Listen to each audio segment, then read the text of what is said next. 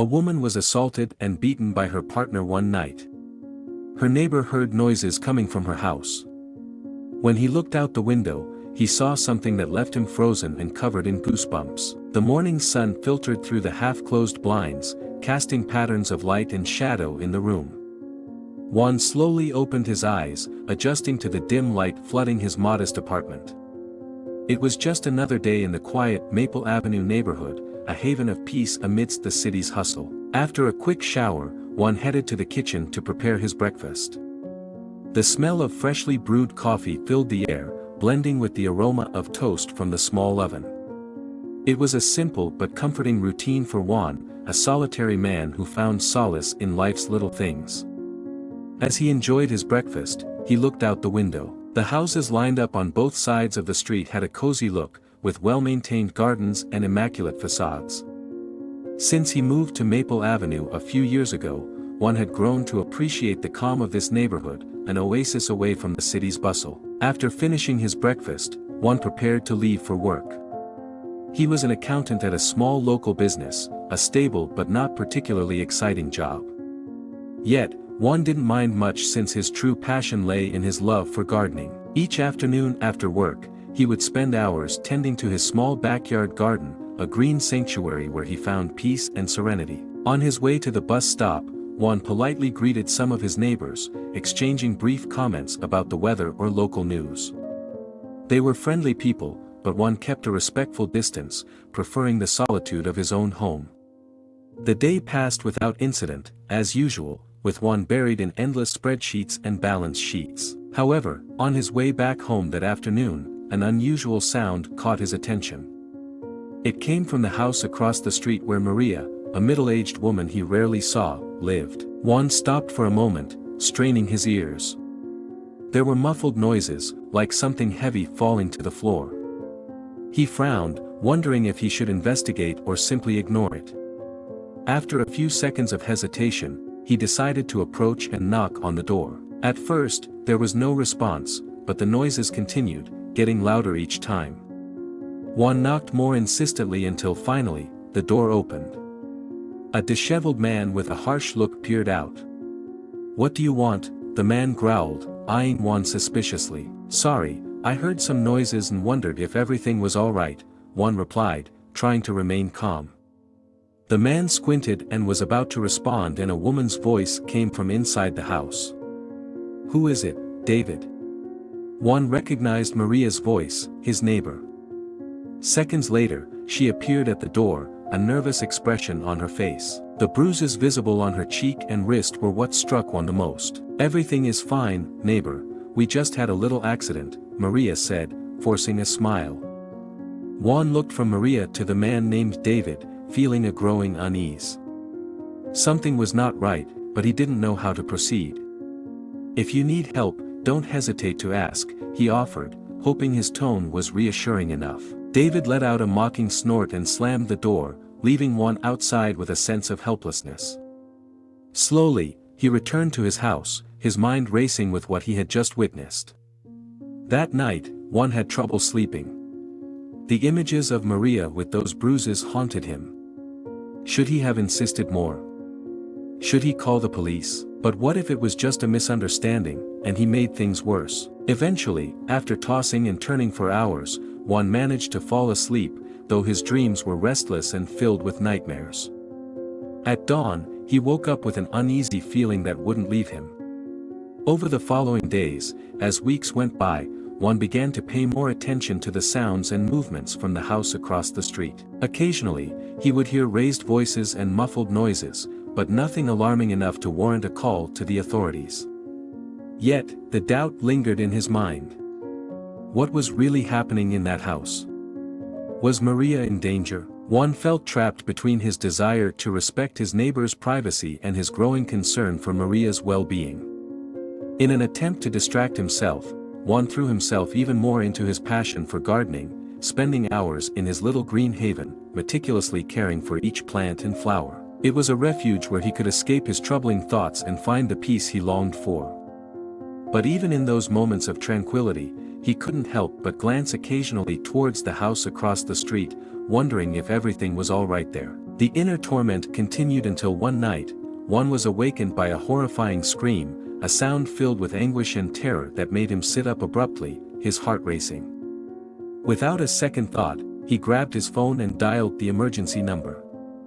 While explaining the situation to the operator, Juan hurriedly got dressed and went outside. The screams continued, terrifying and heart-wrenching, coming from the house across the street. Juan stayed outside, anxiously awaiting the police. Each scream made him shudder, imagining the worst. Finally, the red and blue lights lit up the street, and several officers hurried to Maria's door, knocking repeatedly and announcing their presence. But the screams had stopped abruptly. After a few minutes of tension, the door opened, and Maria appeared, looking tired but apparently unharmed. Juan watched from a distance as the officers spoke with her, unable to hear what they were saying. Finally, after a while, they left, leaving Juan with a sense of disappointment and frustration. What had happened there? Why hadn't Maria asked for help? Juan felt helpless, trapped in a vicious cycle of doubts and fears. But in that moment, he made a decision. He couldn't keep ignoring the situation. If the police couldn't do anything, he would have to take matters into his own hands. With renewed determination, Juan promised himself he would be more vigilant than ever. If he heard anything suspicious again, he wouldn't hesitate to intervene, no matter the consequences. He couldn't continue living with the uncertainty and guilt of having done nothing when he had the chance. For several weeks, calm reigned on Maple Avenue, but Juan knew it was only the calm before the storm. His neighbor Maria needed help, and he was determined to be her savior, no matter what he had to face. The weeks passed with an excruciating slowness for Juan. Every day, his gaze drifted involuntarily toward the house across the street, searching for any sign of suspicious activity. Yet everything seemed too quiet. Juan found himself torn between the relief of not having to face a potentially dangerous situation and the constant worry that something serious might be happening without his knowledge. The uncertainty gnawed at him, undermining his ability to focus on work or enjoy his favorite hobbies. In an attempt to distract himself, Juan dove even deeper into caring for his garden, spending hours pruning, watering, and fertilizing each plant, finding a kind of solace in the natural cycle of plant life. But even in those moments of seeming tranquility, his mind kept wandering to his neighbor and the mysterious situation that seemed to enshroud her home. It was on one of those nights, as Juan returned home after a long day at work, when the silence was shattered by a heart-wrenching scream that chilled his blood. The sound came from Maria's house, a scream so laden with anguish and terror that it made Juan stop in his tracks, his heart pounding. For a moment, Juan stood frozen, trying to process what he had heard. But then, another scream echoed in the night, even louder and more heart-wrenching than the first. Without a second thought, Juan grabbed his cell phone and dialed the emergency number. In a trembling voice, he explained the situation to the operator as the screams continued unabated. They assured him a police unit was on the way immediately, but every second that passed felt like an eternity to Juan. Unable to remain still, he stepped outside and cautiously approached Maria's house. The screams were now deafening, mixed with sounds of struggle and objects crashing to the floor. Juan felt a knot in his stomach, fearing the worst. Finally, the red and blue lights illuminated the street, and two police patrols stopped in front of the house. Juan watched anxiously as several officers approached the door, their hands resting on their standard-issue weapons. One of the officers pounded on the door, announcing their presence and demanding it be opened. For a brief moment, the screams ceased, replaced by a chilling silence. Juan held his breath, his body tense as a bowstring, hoping and praying Maria was safe. After what seemed like an eternity, the door opened slowly, revealing Maria, looking tired and disheveled but seemingly unharmed. Juan exhaled a sigh of relief, though his unease persisted. The officers spoke with Maria for several minutes as Juan watched anxiously from a distance. Finally, after a tense exchange, the police departed, leaving Juan with a sense of disappointment and frustration. What had really happened there? Why hadn't Maria asked for help? Had the officers merely accepted her word and left? Juan felt powerless, trapped in a cycle of doubt and fear. As the days went by, he couldn't shake the screams from his mind, and the images haunted him, making him wonder what kind of horror might be unfolding behind those walls. He tried to distract himself with work and his usual routines, but each time he looked at Maria's house, a chill ran down his spine. What if, next time, it was too late? What if something terrible happened and he hadn't done anything to prevent it? Guilt and worry became constant companions for Juan, undermining his ability to enjoy life's little pleasures. Even his beloved garden, which used to be a sanctuary of peace, had become a reminder of his inaction. One sleepless night, Juan made a decision. He couldn't continue living like this, tormented by doubt and uncertainty. If the police couldn't do anything, he would have to act. With renewed determination, Juan began to keep a close eye on Maria's house, paying attention to every sound and movement, searching for any sign of danger. He became a silent watchman, ready to step in when needed. The days turned into weeks, and Juan still detected nothing unusual, but his resolve did not waver. One night, a muffled, heavy sound woke Juan from his sleep. Immediately, he went on high alert, straining to hear any other noise. Then, he heard it, a stifled moan, filled with pain and anguish. Juan's heart skipped a beat as adrenaline coursed through his veins. Without thinking twice, he quickly dressed and headed to Maria's door. As he approached, he heard more noises, muffled voices, and the sound of objects being thrown. With unbreakable determination, Juan pounded on the door, shouting Maria's name. There was no answer, but the noises continued, intensifying. Juan looked around, searching for a way to enter, and finally spotted a slightly open window at the back of the house. Without a second's hesitation, he made his way through the neglected garden and peered through the window. What he saw left him horrified. Maria lay on the floor, her face swollen and bloody, while a burly man kicked her mercilessly. Juan recognized the aggressor as David, the man he had seen weeks before. Without thinking, Juan broke through the window, shouting at the top of his lungs to distract the attacker. David turned to him, his bloodshot eyes full of rage. What followed was a whirlwind of violence and chaos. Juan threw himself at David, trying to pin him down and keep him away from Maria. Fists flew, and Juan felt the sting of blows on his face and ribs, but his determination was unbreakable. He fought with all his might, driven by the desire to protect his neighbor and put an end to this nightmare. Finally, after what seemed like an eternity, Juan managed to subdue David and keep him pinned to the ground. With labored breathing and a heart pounding in his ears, he looked at Maria, who lay unconscious in a pool of her own blood. Without wasting a second, Juan grabbed his cell phone and called for an ambulance and police reinforcements. As he waited, he desperately tried to stop Maria's bleeding, using any cloth he could find to apply pressure to her wounds. The minutes felt like hours, but eventually, the sound of sirens echoed in the distance. Juan had managed to save Maria, but at a terrible cost. His body was bruised and sore, and his mind tormented by the scenes of violence he had witnessed. When the paramedics and police arrived, Juan was taken aside for medical attention, while Maria was rushed to the hospital. Despite his own pain, Juan felt relieved and grateful that he had acted in time.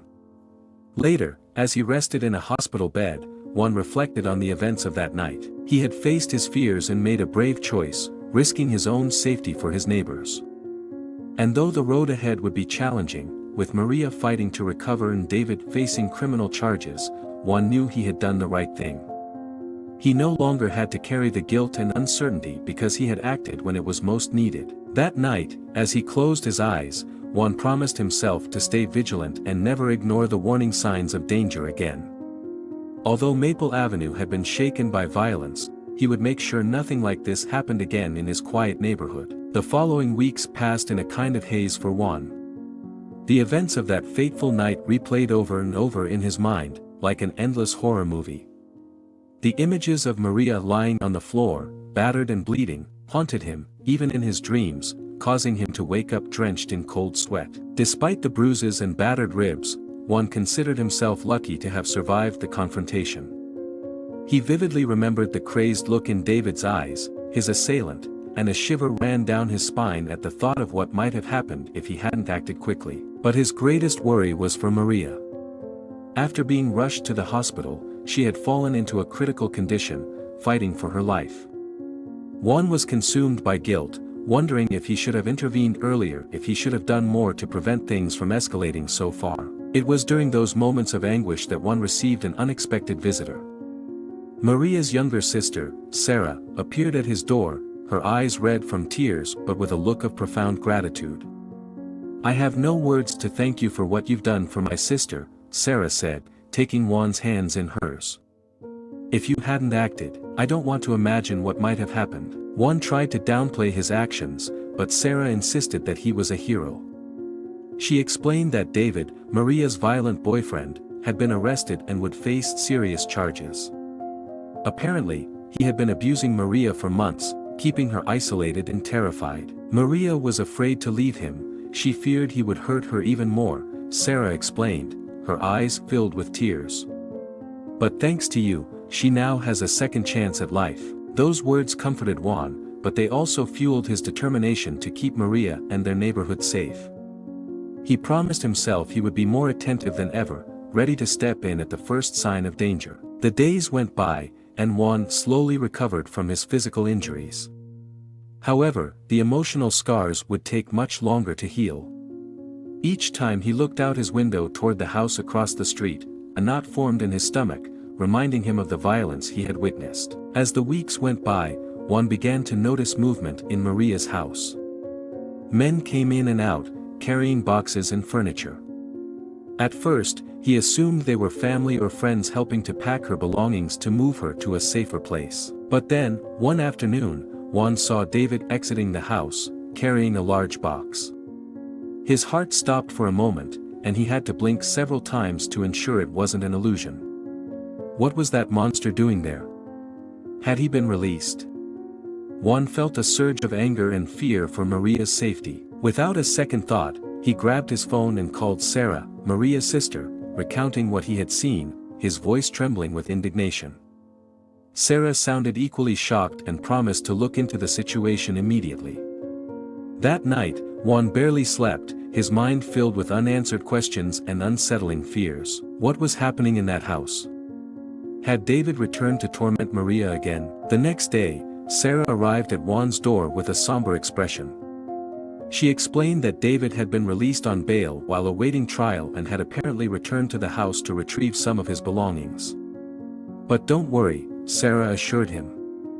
"I've hired private security to keep watch on the house 24/7. David won't come near Maria, I promise." Although relieved by the added security, Juan couldn't shake a pang of concern. What if David found a way to evade the guards? What if his violence escalated even more? From that moment, Juan became a relentless watchman, constantly observing the house across the street for any sign of danger. He spent hours by the window, scrutinizing every movement, every suspicious shadow.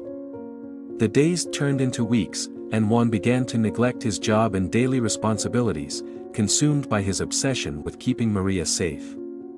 His garden, once his sanctuary, now lay abandoned and overgrown. Even when Sarah assured him that everything was fine, that the security guards were keeping David away, Juan couldn't rid himself of the persistent feeling of unease gnawing at him from within. On several occasions, he almost called the police, convinced he had seen or heard something suspicious.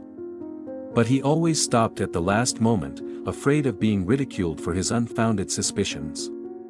Doubt and paranoia consumed him, becoming constant companions that chipped away at his sanity. Juan was caught in an endless cycle of vigilance and anxiety, unable to relax or enjoy the things that once brought him joy. One sleepless night, Juan heard a sound that chilled him to the bone, a scream, filled with terror and anguish, coming from Maria's house.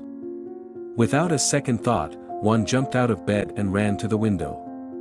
What he saw left him paralyzed with horror. Two figures were fighting in the front yard of the house, trading frantic blows. Juan recognized one of the security guards, but the other person was unmistakable, David. He had apparently managed to evade the other guards and was now attacking his companion with blind fury. Juan watched in terror as David delivered a devastating blow that left the guard unconscious on the ground. Then, Juan saw Maria standing in the doorway, trembling with fear. David turned toward her, a crazed expression on his face. Without a second thought, Juan ran out of his house, shouting at the top of his lungs to draw David's attention. He had to distract him, he had to draw him away from Maria before it was too late. What followed was a whirlwind of violence and chaos. David lunged at Juan, attacking him with a flurry of punches and kicks. Juan fought with all his strength, trying to restrain his assailant. But David was bigger and stronger. In a moment of desperation, Juan managed to grab a heavy object from the ground and swung it at David, hitting him in the head with all his might. The man collapsed, unconscious, and Juan stood there, gasping for breath and trembling with adrenaline. That's when he realized Maria had disappeared. He looked around frantically until he saw her crouched in a corner of the garden, sobbing uncontrollably. Juan approached her slowly, unsure of what to say or how to comfort her. But Maria looked at him with pleading eyes and extended a trembling hand toward him. "Thank you," she whispered, her voice broken with fear and anguish. "Thank you for saving me, again." In that moment, Juan knew he had done the right thing, despite all his doubts and fears. His protective instinct had guided him at the critical moment. He had been there for Maria when she needed him most, risking his own safety to keep her safe. Shortly afterward, police sirens echoed in the distance, and Juan knew this nightmare had finally come to an end. David would be brought to justice, and Maria could begin rebuilding her life, far from the horrors of abuse. As the officers led David away in handcuffs, Juan hugged Maria, conveying all the support and compassion he could in that moment. He realized then that his quiet neighborhood would never be the same again, but he also knew he had made a difference, that he had been a hero to those who needed him most. And though the road ahead would be difficult, with Maria facing the arduous process of healing her emotional wounds, Juan swore to himself he would stand by her as a silent guardian and an unwavering friend. Because after everything they had been through together, they were no longer just neighbors, they were family, forged in the fires of adversity.